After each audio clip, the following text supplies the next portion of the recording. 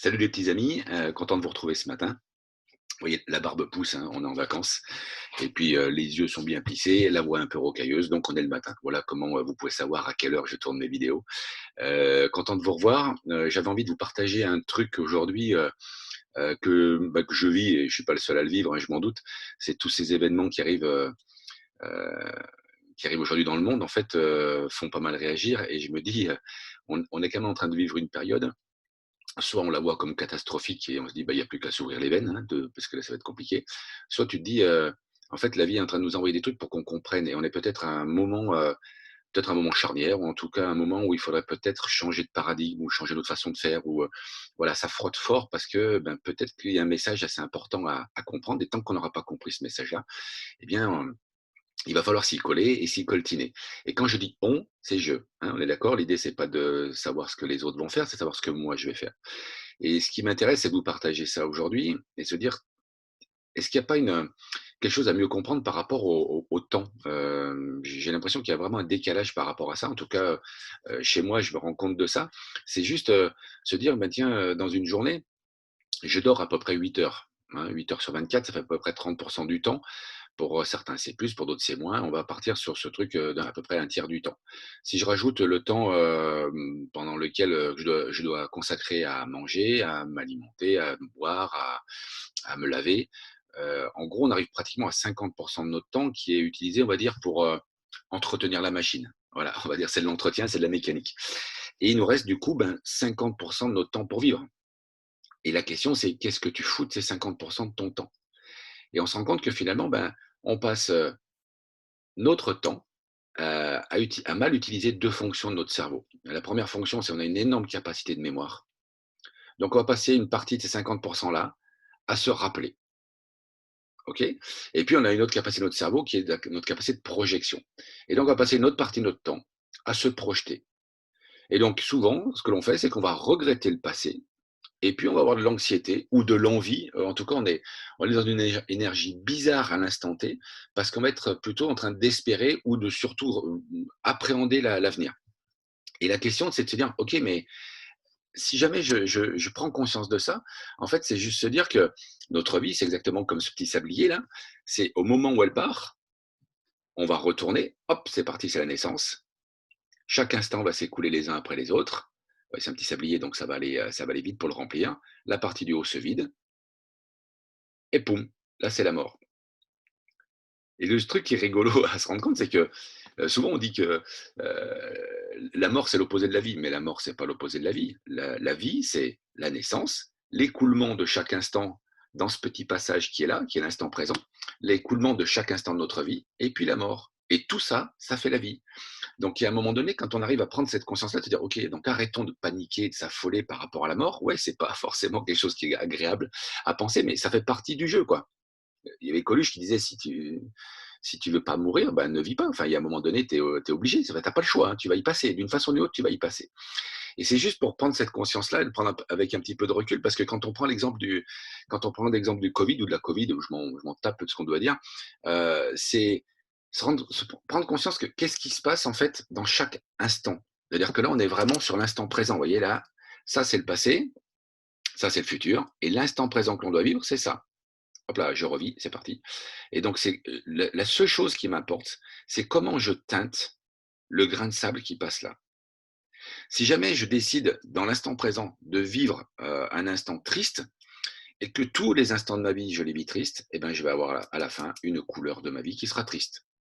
Si je décide que ce soit joyeux, ça sera joyeux. Si je suis angoissé, j'aurai une vie d'angoissé. J'aurai la vie qui correspondra à la couleur que j'ai mis dans chaque grain de sable qui passe maintenant. C'est ça qui est important à comprendre. C'est des moments où on a du mal à conscientiser ça, mais c'est tout ce qui se passe maintenant, c'est ça qui va faire ma vie. OK? Donc quand je prends l'exemple en ce moment, je suis devant ma télé ou devant mes réseaux sociaux, je suis abreuvé d'informations négatives et qui vont peut-être me créer de la colère, me créer de l'anxiété, enfin me créer peut-être une émotion désagréable. Le c'est avoir conscience de ça, c'est-à-dire que chaque fois que je vais passer du temps à être dans cette émotion-là, je vais donc teinter ma vie. Et la responsabilité que l'on a, c'est pas de savoir ce qui arrive de l'extérieur, c'est de savoir, moi, je décide de teinter ce moment-là de quelle couleur. Qu'est-ce que je décide de faire de ce truc-là? C'est vraiment ça qui est important de comprendre. J'ai déjà dit dans une de mes vidéos sur la différence entre la culpabilité et la responsabilité, mais on est vraiment dans cette seule responsabilité de ce grain de sable-là. Comment je teinte ce grain de sable-là? Ça, c'est important de le comprendre. Et une fois qu'on l'a compris, ben après derrière, il faut s'y coller. Donc quand je regarde ce qui se passe aujourd'hui par rapport au Covid, c'est de se dire, OK, comment je teinte ce truc-là? On me fait angoisser à longueur de journée en me disant, voilà, tu vas mourir de ça. OK, donc forcément, là, il y a tout mon cerveau reptilien qui, oula, danger de mort, c'est moi qui gère. Et donc, lui, il va gérer en mettant de la peur. Mais la peur, je vous le rappelle, la peur, elle est là face à un vrai danger de mort. Donc, je vous remettrai en lien la petite vidéo où, où je vous ai fait activer votre cerveau reptilien pour vraiment que vous rendiez compte en fait que l'énergie dont vous avez besoin pour réagir, ce fameux cortisol que l'on émet pour réagir, quand on est devant son canapé à être anxieux, eh ben on sécrète le cortisol, mais on ne l'évacue pas. Donc, il reste dans le corps et il nous empoisonne. Et donc, c'est là où j'ai envie de dire, soyons rassurés, nous avons quand même, je pense, enfin, je suis convaincu que je mourrai d'autre chose que du Covid. Voilà. Ça ne veut pas dire que je ne vais pas l'attraper, ça ne veut pas dire que je ne vais pas être positif au Covid, mais de là à en mourir, je dois prendre la voiture dans 2 heures. Sérieusement, je suis convaincu que j'ai plus de risques de mourir en voiture dans 2 heures que de mourir du Covid. Enfin, il y a un moment donné, il faut juste regarder les choses en face. C'est pas parce qu'on nous rabat les oreilles à longueur de journée avec cette affaire-là que ça va arriver.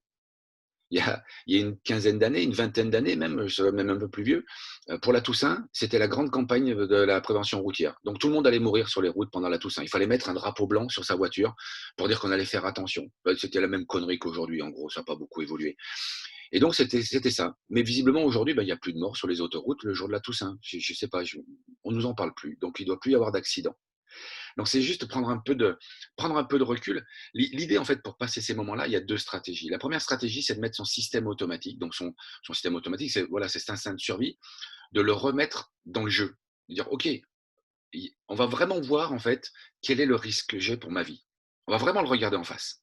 OK. Et puis, il y a une deuxième stratégie. Donc, prenons cette première stratégie qui est, je vais vraiment regarder le risque qui est en face. Combien j'ai de pourcentage de risque de mourir du Covid comparé à ce que j'ai de risque de mourir d'un accident de voiture dans 2 heures. Est-ce que là-dedans, en plus de ça, j'ai la chance quand même dans ma famille d'avoir énormément de gens qui sont morts du cancer. Donc je me dis, quelque part, j'ai peut-être hérité de ça aussi. Génial, encore une autre occasion de ne pas mourir du Covid. C'est super. Donc là, dès lors qu'on va commencer à prendre un petit peu de distance, et ça va faire rire, attends, on va arrêter le sketch. J'espère par exemple que Samuel Paty s'est pas trop fait chier avec le Covid. Hein.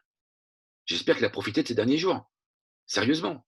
Tu te rends compte que tu peux même mourir de ça aujourd'hui dans notre société.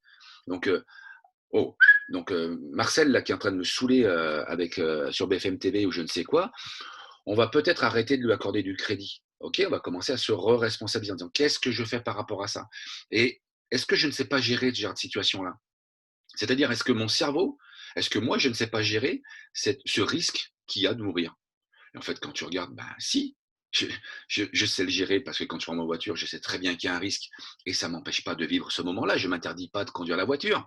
Je n'interdis pas aux autres de venir me voir en voiture. Je sors de ce jeu-là, on est d'accord. Donc, je le fais en respectant les règles qui sont mises en place sur le code de la route. Je peux faire pareil avec le Covid. Je peux très bien aujourd'hui continuer de vivre ma vie en respectant les règles aujourd'hui qui me contraignent et pour pas avoir d'histoire. C'est jouable. Donc, ça, vous allez voir, ça va commencer à enlever l'anxiété. Là, moi, quand je regarde ces choses-là, moi, ce qui me rend anxieux, c'est de se dire, ah ouais, donc ça veut dire que si jamais je suis malade, peut-être que je ne serai pas soigné et qu'on me laissera crever parce qu'il n'y aura pas assez de lits. Ok, face à ça, est-ce que ça, je sais le gérer? Et la réponse est oui. Bien sûr que je sais le gérer. Bien sûr, que je sais le gérer. Je sais très bien que s'il y a un accident de la route et que je me retrouve avec une seule ambulance ou un seul médecin disponible, qu'il y a plein de gens qui sont blessés et que je suis dans le même état grave qu'une fillette de 14 ans, je sais très bien qu'à un moment donné, le médecin, il y a de fortes chances qu'il fasse passer la fillette d'abord. Et si jamais il s'avère que ce soit la mienne, eh ben tant mieux. Donc je le sais, je l'ai déjà intégré ça. Donc en quoi ça me posera un problème par rapport à la Covid? Donc c'est juste revenir à ça. Est-ce qu'il y a d'autres situations où j'ai intégré le fait que j'étais pas prioritaire et qu'on risquait de ne pas me sauver la vie? Ben oui, je l'ai intégré aussi. Si jamais un jour on doit me greffer, je sais très bien qu'il y a des listes et que je ne serai peut-être pas le premier de la liste et que je vais y passer parce qu'il n'y aura pas assez de donateurs ou de donneurs, je ne sais pas comment on dit, de donneurs.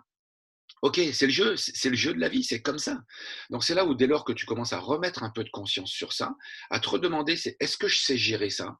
La réponse est très, très, très, très souvent oui. OK, donc là, j'arrête de paniquer et je vais aller regarder maintenant ce que je peux faire de mon moment que je vis maintenant. Et mon moment que je vis maintenant, la solution, c'est peut-être d'éteindre cette putain de télé ou de sortir du réseau. Si jamais cet instant que vous vivez, c'est de l'anxiété, c'est vraiment se poser la question, est-ce que j'ai envie de vivre, de teinter mon petit grain de sable d'anxiété? Est-ce que j'ai envie de faire de ma vie une anxiété et de passer à côté de tout un tas de bons moments que je pourrais vivre parce que j'ai cette anxiété? OK? Donc c'est vraiment se re-responsabiliser par rapport à ça. Je prends la décision d'éteindre. Et là, c'est vraiment, pour prendre cette décision-là, c'est sortir du mental. Parce que votre mental va vous donner tout un tas de bonnes raisons, vous dire: «Oh là, mais tu auras plus d'informations, tu auras plus ceci, tu seras plus au courant». T'inquiète, t'inquiète, vu la façon dont c'est martelé, de toute façon, ça résonne tellement fort que tu l'entends même si tes oreilles sont bouchées. Donc pas de panique, si jamais tu as besoin de ça, pas de panique. Moi, ce que je t'invite surtout, c'est, dans ces moments-là, c'est fermer les yeux et écouter ce qui se passe quand tu écoutes cette télé. Il se passe quoi là-dedans? Est-ce que l'émotion que tu as là, c'est un truc que tu as envie de vivre? Oui ou non? Si tu as envie d'être anxieux, continue comme tu fais, c'est génial, tu vas tu vas pas être déçu. Si jamais tu en as marre de cette anxiété-là, coupe, arrête et va faire autre chose. Et se faire autre chose, donc c'est vraiment ça, c'est ce que je vous invite à faire, c'est fermer les yeux. Fermer les yeux, alors ça va être contre-intuitif ce que je vais vous faire faire, mais fermez vraiment les yeux et imaginez-vous, je vous disais tout à l'heure, vous allez prendre la voiture, vous allez mourir dans 2 heures. C'est sympa, hein, comme truc. Donc non, mais vraiment fermez les yeux et imaginez-vous que vous n'avez plus que 2 heures à vivre. Faites-le vraiment. Faites-le vraiment. Vous n'avez plus que 2 heures à vivre. La question que j'ai envie de vous poser, c'est qu'est-ce que vous allez faire de ces 2 heures? Souvent, quand on parle de ça, les gens vont vous dire: «Ah mais t'imagines, ça va être le chaos, les gens iraient piller les banques, feraient n'importe quoi», Moi, quand je suis vraiment connecté à ça, que je ferme les yeux et que je me dis: «Tiens, il te reste 2 heures à vivre», j'ai pas envie d'aller piller une banque, hein. Les 2 heures qui me restent à vivre, j'ai ni envie d'aller payer une banque, ni envie d'aller dans la rue, baisser mon masque et cracher sur tout le monde. C'est pas ça que j'ai envie de laisser comme image de moi. C'est pas ce que je suis et c'est ce que personne n'est. La seule envie que l'on a, ça sera de profiter de nos proches un dernier moment, de communiquer avec eux, de partager, ce sera des vidéos, ça sera d'aller les voir, est-ce que ça sera de leur écrire un truc? Mais en tout cas, moi, ça sera de partager un truc de cet ordre-là, mais ça sera pas de faire n'importe quoi. Bah, c'est juste, la mauvaise nouvelle. J'ai une mauvaise et une bonne nouvelle. La mauvaise nouvelle, c'est qu'il vous reste que quelques heures à vivre. C'est juste le calque. La hauteur du sablier, on la connaît pas. Donc est-ce que c'est 2 heures? Est-ce que c'est 2 jours? Est-ce que c'est 2 mois? Est-ce que c'est 2 ans? Est-ce que c'est 20 ans? Est-ce que c'est on ne sait pas. Mais il vous reste que quelques heures à vivre. Donc la question, c'est qu'est-ce que tu fais? Qu'est-ce que tu fais de ça? Et la bonne nouvelle, c'est que c'est peut-être pas que 2 heures qui te restent à vivre. C'est quelques heures qui te restent à vivre, mais c'est peut-être pas 2.